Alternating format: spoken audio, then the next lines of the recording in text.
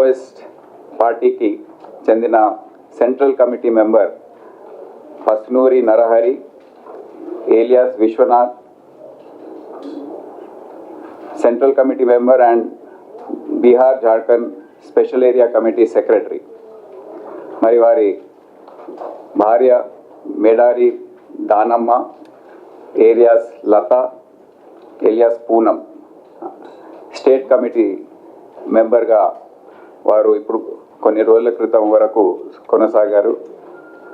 ఈరోజు స్వచ్ఛందంగా వారు తెలంగాణ పోలీస్ ముందు లొంగిపోవడం జరిగింది.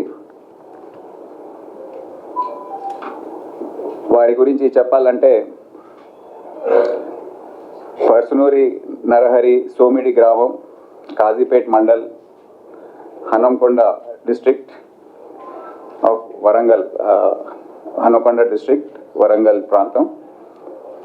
అక్కడ 1962లో జన్మించారు. దాని తర్వాత 1st to 7th class Somidi government స్కూల్లో, 8th to 10th Kazipet government స్కూల్లో, ఇంటర్మీడియట్ గవర్నమెంట్ జూనియర్ కాలేజ్ మరియు డిగ్రీ ఫస్ట్ ఇయర్ ఎల్బీ కాలేజ్లో చదువుతున్న సందర్భంలో రాడికల్ స్టూడెంట్స్ యూనియన్తో పరిచయం ఏర్పడి ఆర్ఎస్యు భావాజాలానికి వారు ఆకర్షితులై అటువైపు వెళ్ళడం జరిగింది. అండర్ గ్రౌండ్ అయిపోయారు. అండర్ గ్రౌండ్ అయిన తర్వాత పార్టీలో ఒక దళం మెంబర్, కుంటా దళంలో ముందు సుక్మా డిస్ట్రిక్ట్ ఛత్తీస్గఢ్లో అతన్ని పంపించడం జరిగింది. అక్కడి నుండి గోపన్న దళం మరియు రామన్న స్క్వాడ్ దండకరణ్య ఏరియాలో ఈయన పనిచేయడం. 1986లో హైదరాబాద్ సిటీలో సిటీ ఆర్గనైజర్గా పనిచేసిన తర్వాత వచ్చే 3 సంవత్సరాల్లో డెన్ కీపర్, బెంగళూరు సిటీలో డెన్ కీపర్గా ఉన్నారు. తర్వాత 10 సంవత్సరాల పాటు supply team and arms team technical department ఏదైతే ఉంటుందో సౌత్ బస్తర్లో దండకరణ్య ప్రాంతంలో ఛత్తీస్గఢ్లో టెక్నికల్ డిపార్ట్మెంట్ ఏదైతే ఉంటుందో మావోయిస్ట్ పార్టీలో అక్కడ దాంట్లో చేరి ఈ అన్నిట్లో ఒక చాలా నైపుణ్యం అనేది సాధించాడు. దాని తర్వాత రీజనల్ కమిటీ మెంబర్గా ప్రమోషన్ ఇవ్వడం, నాగ్పూర్ టెక్నికల్ డిపార్ట్మెంట్ టీంలో 4 సంవత్సరాలు పనిచేయడం, 2005లో జార్ఖండ్కి ఇతన్ని బదిలీ చేయడం జరిగింది. తర్వాత స్టేట్ కమిటీ మెంబర్ 2006లో అక్కడ Bihar Jharkhand special area committee మెంబర్గా కొనసాగించడం, 2010లో బీహార్ స్టేట్ కమిటీలో అతన్ని షిఫ్ట్ చేయడం, 2017లో కీలకమైన ఘట్టం సెంట్రల్ కమిటీ మెంబర్గా అతన్ని నియమించడం జరిగింది ఈస్టర్న్ రీజనల్ బ్యూరోలో. దాని తర్వాత బీహార్ జార్ఖండ్ స్పెషల్ ఏరియా కమిటీలో పనిచేయడం, కోల్హన్ ఏరియా ఆఫ్ జార్ఖండ్లో స్టేట్ మిలిటరీ కమిషన్ ఏదైతే ఉంటుందో అక్కడ ఒక మెంబర్గా కొనసాగడం, వచ్చే 3 సంవత్సరాలు ఆ ఏరియాలోనే టెక్నికల్ డిపార్ట్మెంట్కి హెడ్గా వ్యవహరించడం, సెక్రటరీగా ఉన్న పదోన్నతి సాధించడం అనేది జరిగింది. ముఖ్యంగా నైపుణ్యం ఫైర్ ఆర్మ్స్ తయారు చేయడం, మోటార్స్ తయారు చేయడం, rockets, rocket propelled grenades, booby traps ఏర్పాటు చేయడం, ఒక పథకం ప్రకారం ల్యాండ్ మైన్స్, క్లేమోర్ మైన్స్ ఎక్కడ పెట్టాలి ఏంటి అనేది ప్లాన్ చేయడం, ప్లస్ వారికి మావోయిస్ట్ కార్డర్ ఏదైతే ఉంటుందో వారికి ఏ విధంగా వెపన్స్ తయారు చేయాలో, రిపేర్ చేసుకోవాలో, మెయింటైన్ చేసుకోవాలో, టెక్నికల్గా ఏ విధంగా హ్యాండిల్ చేసుకోవాలి, ఈ అన్నిట్లో వీరు సెంట్రల్ కమిటీలో ఉండి మొత్తం డిపార్ట్మెంట్ ఏదైతే ఉంటుందో దానికి ఇన్ఛార్జ్గా వివరించడం జరిగింది. మేడారి దానమ్మ గామలపాడు గ్రామం, దాచిపల్లి మండల్, గుంటూరు డిస్ట్రిక్ట్ చెందిన ఆమె first class to 7th class Dachepalli government school గుంటూరులో చదివింది. తర్వాత పస్నూరి నరహరిని 1986 సంవత్సరంలో కలిసి 88లో వివాహం చేసుకుంది. దాని తర్వాత బెంగళూరులో డెన్ కీపర్గా ఉన్న సమయంలో ఆయనతో అక్కడే నివసించి తర్వాత ఆయనతోనే ఈ జార్ఖండ్, సౌత్ బస్తర్, తర్వాత జార్ఖండ్కి బదిలీ కావడం, ఇద్దరు కలిసి కట్టుగా అక్కడ ఉండడం, అక్కడ కూడా ఆమెకు టెక్నికల్ డిపార్ట్మెంట్లో ఒక సభ్యురాలుగా పెట్టడం, మరి డిస్ట్రిక్ట్ కమిటీ మెంబర్గా ప్రమోషన్. దాని తర్వాత 2004లో ఆమెని అరెస్ట్ చేయడం జరిగింది నాగ్పూర్లో. నాగ్పూర్ సెంట్రల్ జైల్లో దాదాపు 7 సంవత్సరాల పాటు ఉంది. తర్వాత బెయిల్ పైన బయటకు వచ్చి మళ్ళీ పార్టీలో జాయిన్ అయ్యి యూజీ అయిపోయింది. తర్వాత డిస్ట్రిక్ట్ కమిటీ సెక్రటరీగా బీహార్ జార్ఖండ్ స్పెషల్ ఏరియా కమిటీలో పనిచేసి 2018లో స్టేట్ కమిటీ మెంబర్గా బీహార్ జార్ఖండ్ స్పెషల్ ఏరియా కమిటీలో ఆమెకు పదోన్నతి ఇవ్వడం జరిగింది. అయితే వచ్చే 8 సంవత్సరాలు ఆమె ఆర్గనైజేషనల్ అండ్ టెక్నికల్ రెస్పాన్సిబిలిటీస్ అన్నీ కూడా జార్ఖండ్, బీహార్ ప్రాంతంలో హ్యాండిల్ చేయడం జరిగింది. సో వీరిద్దరు కూడా ఈరోజు రాష్ట్ర ప్రభుత్వం ముందు, తెలంగాణ పోలీస్ ముందు ఇక్కడ ఏ విధంగా అయితే గత సంవత్సర కాలంలో మనం చూస్తున్నాము, దాదాపు 822 మంది క్యాడర్స్ 2024 నుండి సరెండర్ అయ్యారు.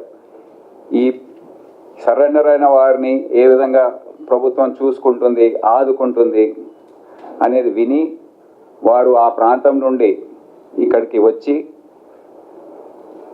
పోలీస్ ముందు సరెండర్ కావడానికి వారు సిద్ధపడ్డారు. ఇదే కాకుండా ఇదే సమయంలో 334 వెపన్స్ కూడా ఈ సరెండర్ అయిన క్యాడర్ తీసుకొచ్చారు వారితో. అది చాలా ముఖ్యమైన అంశం. ఇదే కాకుండా ఇప్పుడు ప్రస్తుతం మనము అంచనా వేసుకుంటే దేశంలో ఈ మొన్న జరిగిన జార్ఖండ్లో 15 సరెండర్స్ తర్వాత, ఈరోజు వీరిద్దరు సరెండర్స్ తర్వాత 47 మంది కేవలం మొత్తం దేశంలో మావోయిస్ట్ క్యాడర్ యూజీలో ఉన్నారు. ఛత్తీస్గఢ్లో 15 మంది, జార్ఖండ్లో 13 మంది, ఒరిస్సాలో 15 మంది, తెలంగాణలో 3, ఏపీలో 1, మొత్తం కలిపి 47 మంది ఈరోజు యూజీలో ఉన్నారు. మన రాష్ట్రంలో యూజీ ఉన్నవారు ముప్పాల లక్ష్మణరావు, గణపతి. వారిని సరెండర్ కావాలని మన ముఖ్యమంత్రి గారు కూడా, కేంద్ర హోంశాఖ మంత్రి గారు కూడా అపీల్ చేశారు. వారు ఇంకా రాలేదు. నరహరి గారిని కూడా అడగడం జరిగింది. వారు కూడా వారిని అపీల్ చేస్తారు సరెండర్ కావడానికి. మేము కూడా మళ్ళీ పిలుపునిస్తున్నాం, మీరు ఎక్కడున్నా స్వచ్ఛందంగా వచ్చి లొంగిపోండి. మేము అన్ని విధాలుగా రాష్ట్ర ప్రభుత్వం తరఫున, పోలీస్ తరఫున అన్ని సౌకర్యాలు, మరి ఏదైతే సరెండర్ మరియు రిహాబిలిటేషన్ పాలసీ ఉందో దాని ప్రకారం అన్ని విధాలుగా మేము చూసుకుంటామని వారికి తెలియజేయడం జరుగుతుంది. అదే కాకుండా జోడే రత్నాబాయి, వైఫ్ ఆఫ్ ముప్పాల లక్ష్మణరావు, వారిద్దరు కూడా యూజీ ఉన్నారు. 3వ వ్యక్తి వార్తా శేఖర్ ఎలియాస్ మంతు, ఈమె కమ్యూనికేషన్ వింగ్ దండకారణ్య ఏరియాలో ఆయన కూడా ఇంకా యూజీలో ఉన్నారు. ఈ ముగ్గురికి మేము మరోసారి పిలుపునిస్తున్నాం తెలంగాణ పోలీస్ తరఫున. సెంట్రల్ కమిటీ మెంబర్స్లో కేవలం 2 ఇప్పుడు అజ్ఞాతంలో ఉన్నారు, ముప్పాల లక్ష్మణరావు మరియు మిస్సిర్ బేస్రా ఎలియాస్ సాగర్. వీరిద్దరు కూడా అపీల్ మేము మళ్ళీ ఈ వేదికపై నుండి చేస్తున్నాం. సో ఈ విధంగా మనము కొన్ని రోజుల క్రితం జగదల్పూర్లో యూనియన్ హోమ్ మినిస్టర్ గారి ఆధ్వర్యంలో ఒక సభ జరిగింది. అక్కడ అభివృద్ధి కార్యక్రమాలు ఏదైతే కేంద్ర ప్రభుత్వం మరి రాష్ట్ర ప్రభుత్వం చేపడుతున్నారో అవన్నీ కూడా వారు లాంచ్ చేయడం జరిగింది. ఏవైతే రాష్ట్రాలు ఈ పోరాటంలో గత 30-40 సంవత్సరాల నుండి కష్టపడుతున్నారో, అధికారులు అయితే కష్టపడుతున్నారో వారందరినీ పిలిపించి సన్మానించడం, వారి కష్టాన్ని గుర్తించడం అనేది జరిగింది. దాని తర్వాత జరిగిన మీటింగ్లో మా వచ్చే రోజుల్లో ఏ విధంగా మనం వ్యవహరించాలి, వీరందరూ ఏవైతే సరెండర్ అయ్యారో వారందరూ జనజీవన స్రవంతిలో కలిసే విధంగా ఏ చర్యలు తీసుకోవాలి, వారికి ఆదాయం మార్గాలు, ఏదైనా ఎంప్లాయ్మెంట్ గురించి, రీస్కిల్లింగ్ గురించి ఇవన్నీ కూడా చర్చించడం జరిగింది. సో మా తరఫున తెలంగాణ పోలీస్ మరియు తెలంగాణ ప్రభుత్వం తరఫున ఏవైతే కన్సర్న్ డిపార్ట్మెంట్స్ ఉన్నాయో, కలెక్టర్స్ కానివ్వండి, ఇతర అధికారులు, వారందరూ కూడా ఏకతాటిపైకి వచ్చి వీరందరూ ఏం చేస్తున్నారు, ఏ విధంగా వారి జీవనశైలి ఉంది, ఏ విధంగా వాళ్ళకి సహాయం చేయొచ్చు, ప్రభుత్వ పరంగా వచ్చే పథకాలు ఏవైతే ఉన్నాయో ఈరోజు వీరికి ఏదైతే రివార్డ్ మనీ ఉందో 25 లక్షలు మరియు 20 లక్షలు వారికి అందజేయడం జరిగింది. వచ్చే రోజుల్లో వారికి రాష్ట్ర ప్రభుత్వం ఏదైతే అష్యూర్ చేసిందో, ప్రామిస్ చేసిందో హెల్త్ కార్డ్స్ కానివ్వండి, వారికి వారం రోజుల క్రితమే వీరు వచ్చారు, కానీ వారి ఆరోగ్యం అస్సలు బాగాలేదు. మలేరియా మరియు డెంగ్యూ సమస్యతో బాధపడుతూ దాదాపు 10 రోజుల పాటు మేమే చికిత్స అంతా కూడా సౌకర్యాలంతా అరేంజ్ చేసి వారు ఈరోజు కోలుకొని మీ ముందు ప్రవేశపెట్టడం జరిగింది. సో ఈ విధంగా అన్ని విధాలుగా మేము వీరందరినీ ఆదుకుంటున్నాం.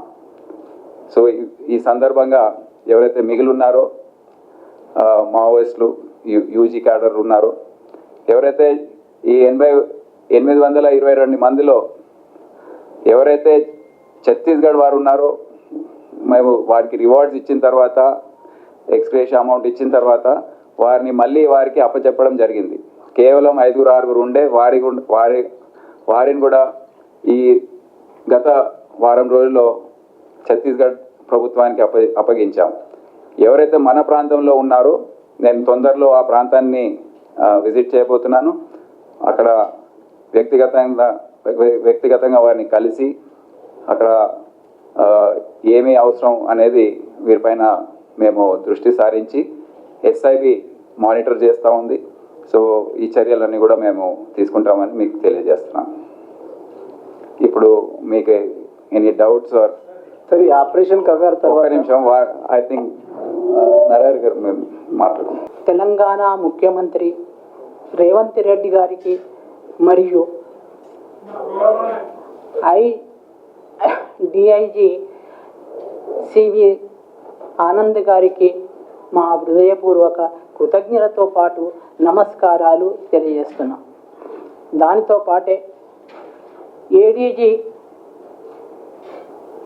ఇంట్ మరియు ఐజీ గారికి కూడా ప్రత్యేక కృతజ్ఞతలు తెలియజేస్తున్నాం.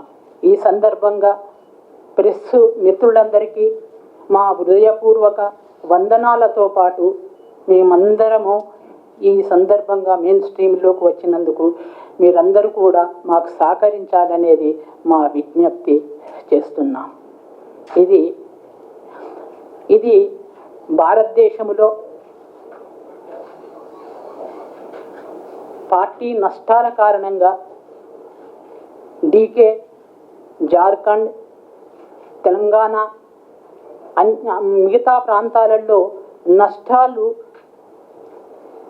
చవి చూసినందున సాయుధ పోరాటం అనే ఏదైతే దారి ఉందో అది ప్రస్తుతము కష్టాలమయంగా కనిపిస్తున్నది.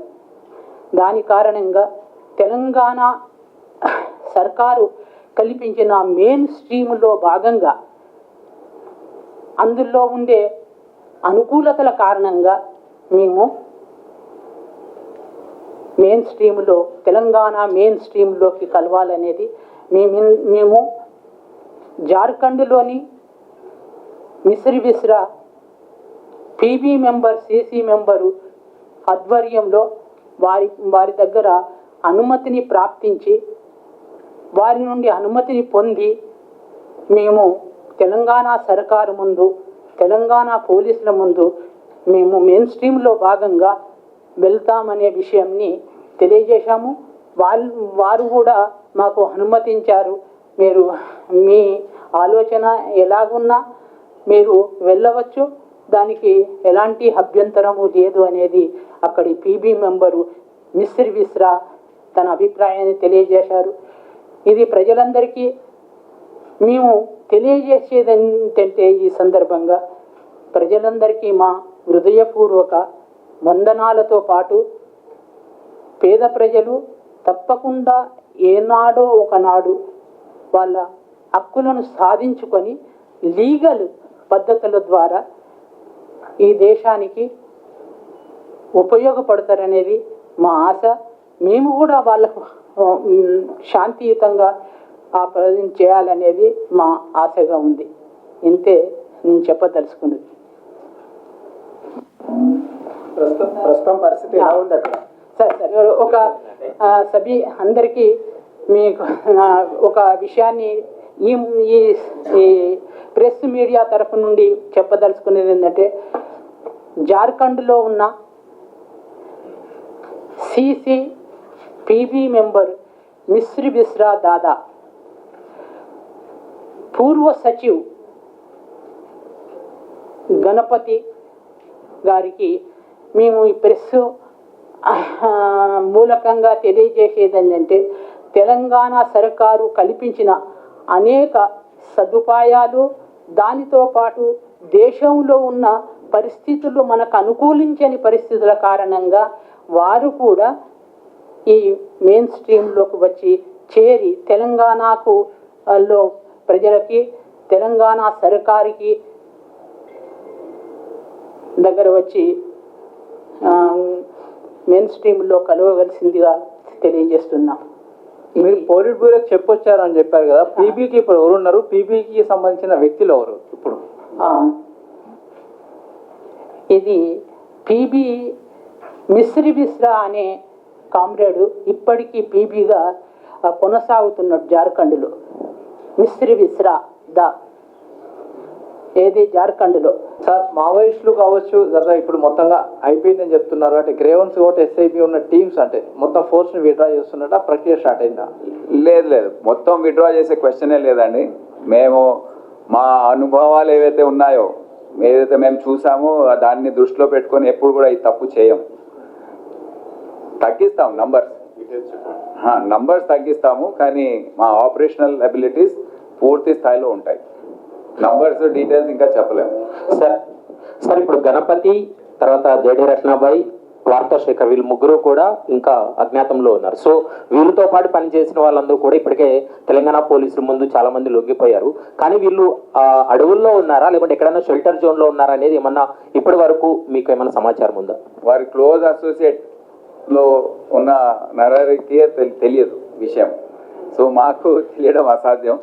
అందుకే మేము పత్రికల్లో చదివాను, ఏదో థాయిలాండ్లో ఉన్నాడని, బ్యాంకాక్లో ఉన్నాడని. కానీ అట్లా ఉండకపోవచ్చు.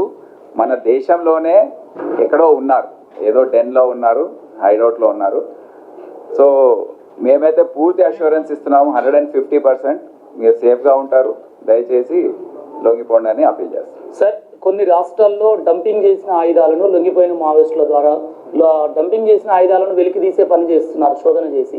అలాంటి పని ఏమైనా చేసే అవకాశం ఉందో తెలంగాణలో? అవును, దాని గురించి వేట కొనసాగుతుంది. ఇప్పుడు వచ్చే వెపన్స్ ఏవైతే వచ్చాయో అవి పూర్తిగా వచ్చాయని మేము భావించడం లేదు. తప్పకుండా డంప్స్లో ఉండవచ్చు. వెపన్సే కాదు, ఇతర ఏదైతే క్లేమోర్ మైన్స్, ల్యాండ్ మైన్స్, ఇటువంటి రాకెట్స్ ఇటువంటివి ఉండొచ్చు. ఇంకా వారు సరెండర్ వారు కూడా మొత్తం చెప్పి ఉండకపోవచ్చు అని మేము భావిస్తున్నాం. సో ఆ వేట కొనసాగుతుంది. ఇన్ఫర్మేషన్ మాకు వస్తూ ఉంటుంది, ఎస్ఐబికి వస్తుంది, గ్రేహౌండ్స్కి వస్తుంది, సో మేము ఇంటెలిజెన్స్కి వస్తుంది. తప్పకుండా ఆ దిశలో మేము 100% అలర్ట్గా ఉంటాం. వీలైనంత వరకు అన్ని వెపన్స్ వచ్చే విధంగా మేము చర్యలు తీసుకుంటాం. సార్ ఇప్పటి వరకు చాలా మంది వందల మంది లొంగిపోయారు. వారి జీవన విధానం పైన మీ పోలీస్ సర్వేలెన్స్ ఉంటుంది. చెప్పాను కదా ఇప్పుడే, ఇంత 1 month ఒకసారి 2 months 6 months సర్వేలెన్స్ రిపోర్ట్స్ ఉంటాయి. వారికి రీహాబ్ ఏదైతే ఉందో తక్షణమే రివార్డ్ అమౌంట్ ఇవ్వడము, హెల్త్ కార్డ్స్ ఇవ్వడము, వారికి ఏదైనా పని చేసుకునే ఉద్దేశం ఉంటే ఆ పని కోసం అవసరమైన స్కిల్స్ ఏవైతే ఉంటాయో, నైపుణ్యం ఏదైతే ఉంటుందో, ఇప్పుడు ఎవరైనా టైలరింగ్ అనుకోండి, అటువంటి టైలరింగ్ స్కిల్స్, ఎవరైనా కార్పెంటరీ చేయదలుచుకున్నారు, ఎలక్ట్రీషియన్ పని, లేకపోతే ఫార్మింగ్ చేసుకోదలుచుకుంటే ట్రాక్టర్ ఇప్పించడం, దాంట్లో కూడా అలవాటు చేయాలి, ఆ స్కిల్స్ వారికి అందించాలి. సో స్కిల్లింగ్ సెంటర్ అనేది ఒకటి ప్రారంభించాలని అనుకుంటున్నాం. ఏదైతే ఛత్తీస్గఢ్లో ఒకటి స్టార్ట్ చేశారు, మేము కూడా వీరికి ఎవరైనా వారికి ఈ కోరిక ఉంటే తప్పకుండా మేము ఆ దిశలో సాయం చేసి వారికి హౌస్ ప్లాట్స్ ఇటువంటివి ఇప్పించి వారు సెటిల్ అయ్యే విధంగా, మళ్ళీ ఆలోచన వేరే విధంగా వెళ్లకుండా చర్యలు మేము తీసుకుంటాం ఇప్పటికే. ముందు వచ్చే రోజుల్లో కూడా దాన్ని ఇంకా జాగ్రత్తగా, ఆల్మోస్ట్ క్యాడర్ ఎవరు బయట లేరు కనుక వారందరిపైన ఫోకస్ చేసి పేరున ఏవైతే మా దగ్గర లిస్ట్ ఉందో వారిని రెగ్యులర్గా కాంటాక్ట్ చేసి జిల్లా ఎస్పీ స్థాయిలో ఎస్ఐ, సిఐలు, ఎస్పీలు, సిపిలు, అదే కాకుండా ఎస్ఐబి తరఫున ఇక్కడ స్టేట్ లెవెల్ నుండి మేము మానిటర్ చేయడం, జిల్లాలకు వెళ్ళినప్పుడు వారిని కలవడం. ఇప్పుడు నేను తొందరలో భూపాలపల్లి ఆ ప్రాంతం వెళ్ళినప్పుడు వీళ్ళు కలుస్తాను, అడుగుతాను ఎట్లా ఉందని, ఇంకేమైనా కావాలని అడుగుతాం. ప్రభుత్వం తరఫున అక్కడ ఉన్న కలెక్టర్, ఎస్పీతో అవన్నీ చేయించడం, ఇవన్నీ కూడా మేము చేపడతామని తెలియజేస్తాం.